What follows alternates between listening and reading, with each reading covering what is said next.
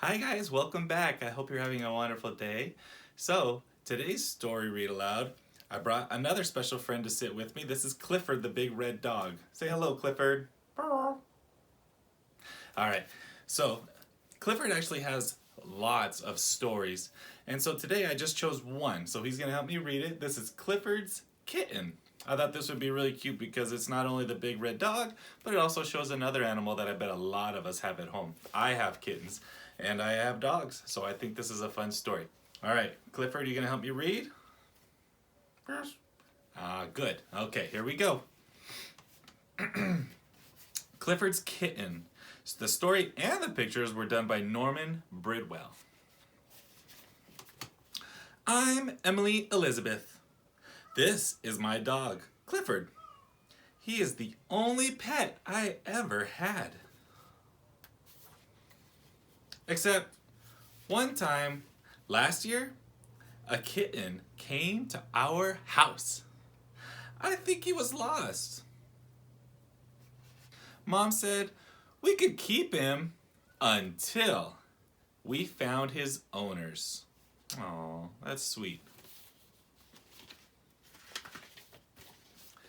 He was so small that Mom said he could sleep in my room. He slept in the basket Clifford had used for a bed when he was a puppy. I think Clifford was a little jealous. But you could see in this picture, there's no way Clifford is going to fit in that bed anymore. He is a very big red dog. That night, Clifford slept as close to me as he could. Oh my goodness. Look what he's doing to the house so that he could sleep next to Elizabeth.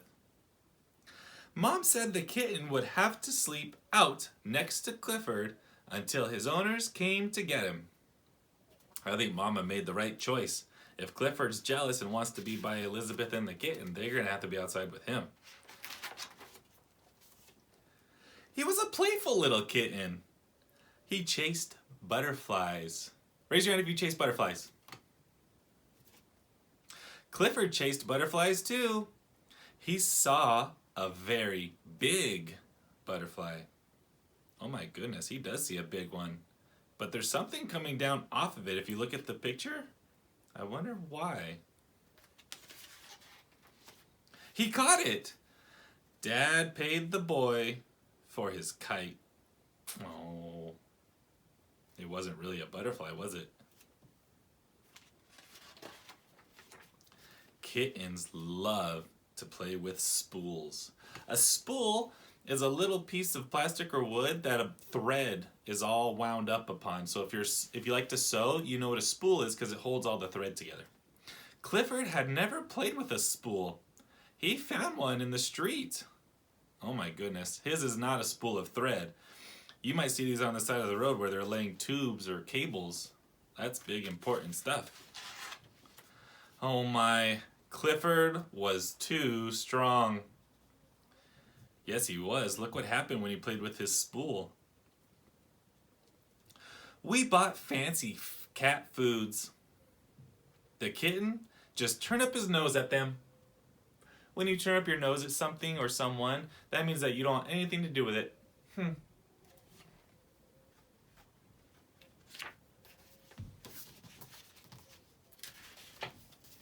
Thank goodness Clifford isn't a picky eater. Could you imagine feeding that much dog food to your puppy? I took the kitten for a ride in my doll carriage. I never did that for Clifford. Aww. Oh, but look at Clifford. He looks kind of happy. Clifford wanted a ride too. While I was explaining why I couldn't push him, the kitten jumped out of the carriage and started across the street. Oh dear. I hope the kitten is safe. I see a car coming. Clifford was right there. Oh, good, Clifford. The kitten didn't even say thank you. He just sharpened his claws. So by sharpening his claws, he's like dragging it down the tree. Clifford tried to sharpen his claws. Oh no, Clifford. What's going to happen if he tries to sharpen his claws on this pole? Oops. Yeah, I hope Clifford doesn't try to sharpen his claws on too many poles. Uh-oh, Elizabeth looks a little concerned. While Clifford was busy putting the light pole back, a big dog came into our yard and growled at the kitten. Oh no.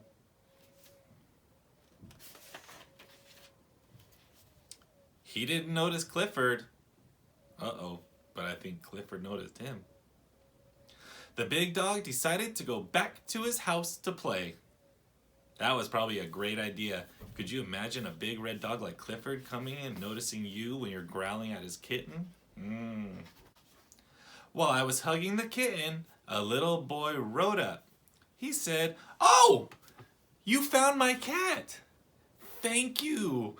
I've been looking all over for him." That sure was a cute kitten. I hated to see him go. Oh well, I still have a pretty good dog. And I think she does too. Clifford might be a little jealous, but he was still super kind and took care of that kitten and protected the kitten, even though he wanted to do what the kitten got to do with Elizabeth. So that was very sweet. That's kind of like a big brother or big sister looking out for their little brother or sister. That's a cute story. I like that one. Clifford, thank you for sharing your story. All right. I hope you guys enjoyed this one. Think about our 5 fingers of retail, the character, the setting, the beginning, the middle, the end. Talk about it with your family, and I'll see you next time. All right, stay tuned for a quick activity. All right, bye. Hey guys, welcome back. So today I want to show you how to make paper mache. So I'm going to make a craft. I'm going to try to make a volcano, but I'm not going to make you sit here and watch the whole thing. I'm just going to show you how to get started, and then I'll go ahead and do that really quickly, and then hopefully it's going to dry out here because it's a sunny day, and then I'll get to show you how to make a volcano erupt. I thought that'd be kind of fun. So first thing I'm going to do is I'm going to use this super big bowl. It does not need to be a giant bowl like this, but I'm trying to make things big and complicated, and I like to do big dishes. You need flour, and it doesn't really matter how much, so just put some flour in there. So now it's gonna, I can see it down here in the bottom of my bowl, and then you just mix it with some water. I brought a big old thing of water out here. I'll get started with a little bit and just mix it all up. You want it to kind of look like a wet glue. But this is basically everything that's gonna go into this is just flour and water, and I'm mixing it up with my hands. And then the idea is that I'm going to use this as kind of like a glue on some paper, and I'm just going to keep putting paper all over something to make it come together. So it should be like kind of almost like this wet paint kind of stuff. And see how my hand's just all white? Now it's just flour, which you can make bread and cake out of, and water, so it's not going to hurt you or your clothes. One last thing that you need is old newspapers. If you guys get old newspapers, just tear them into pieces.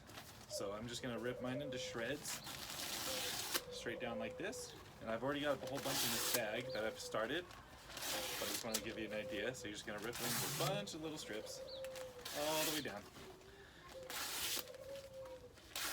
Perfect. You're gonna need quite a bit depending on what you're making. You can wrap a balloon, or you can do what I'm doing, make a volcano. You can even wrap just a piece of cardboard and make it build up bigger and bigger and tall. I'm also going to use these old bags that I've been getting, and I'm going to wrap it around and paper mache over it, and that's going to make something really tall for me so it looks like a mountain for a volcano, okay? So, before I get started, I'm just going to show you. So you're going to take one piece of newspaper at a time, make sure it gets all the way wet. So it's covered in this goopy stuff. Scrape off the extra. You don't need it all, so you're going to like run it in between your fingers, and then I'm going to lay it on what I'm paper macheing, just like that, and I'm just going to do a whole bunch of them over and over. Alright, so I'm going to go ahead and end this video, now that you know how to make it and all the tools that you'll need, but then I'll show you the completed project also, and I'm going to try and show you as I go, so I'll see you pretty soon.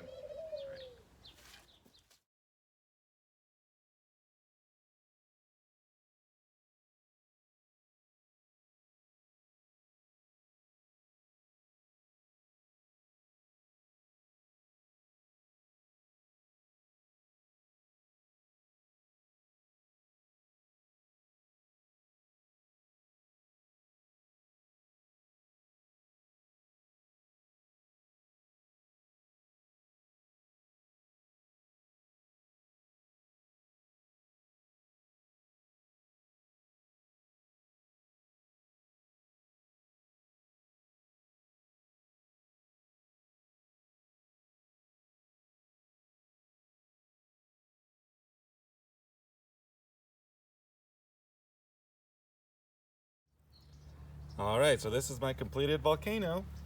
I let it sit out and dry before I painted it, and now that it's all painted, I'm gonna go ahead and let it sit and dry one more time. I tried to make it look kind of like a giant rock with a little bit of grass and dirt and everything on it. And now that it's all set, I'm ready to make this thing erupt like a real volcano. All right, guys. So our volcano is all set up. It's painted. It's solid as a rock. And now we're going to make the lava come out of it. So you need 3 things to make lava. So I have vinegar, baking soda, and then red dye to make it look like it's red lava. So first I got to put in a little bit of baking soda. And I'm using a funnel because it'll help it go in. All right. Next, I'm going to put in my red dye, so that as soon as I put in the vinegar, it's going to come bubbling out, hopefully. I'm just going to put a few drops. All right. And now, moment of truth. Here comes our vinegar. I got my whole family out here to watch and see if this works. Oh! Come on in close, Brayden. We have a volcano! All right, there was our paper mache volcano. I think it's all used up. Nope, there's a little bit.